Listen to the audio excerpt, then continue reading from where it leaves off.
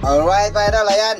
So i-share ko naman sa inyo mga idol kung paano mag-change mode to extend and retract the boom. Alright. So bago tayo mag-change mode mga idol, ilagay muna natin yung boom angle na yan sa 75. Ako man, nasanayan ko talaga mga idol, hindi ako bumababa sa 75 degree pag nag-extend, retract nitong DMAG mga idol. Ang advantage nito mga idol, maiwasan natin yung makakayod yung grasa sa boom natin na hindi tayo palaging nag-grasa. Alright, so nalagay natin mga idol, 75 up, pwede na yan. So dito magpalit mga idol ng mode sa pag-extend retract ng boom. Ito, pinutin nyo lang ito, halimbawa ito, tapos pinutin itong logo na joystick mga idol. Ayan.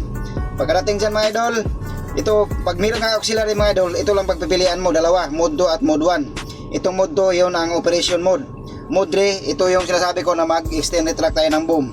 Yung hoist natin mga idol, nandito na sa right joystick lahat. Yung main hoist ang auxiliary. Pag operation mode mga idol, ganyan, mode 2 ang gagamitin natin. Pag halimbawa mga idol, wala kayong auxiliary, tinanggal. So ito yung mode 1 ang gagamitin ng mga idol. I-permiss nyo na yan. Kasi yung boom up, boom down, at saka hoist nandito sa right joystick ito. Tapos ito sa kanan mga idol, ito yung swing at saka extend retract. So pag wala kayong auxiliary mga idol, mode 1 nga kayo palagi, wag na kayo mag-change mode.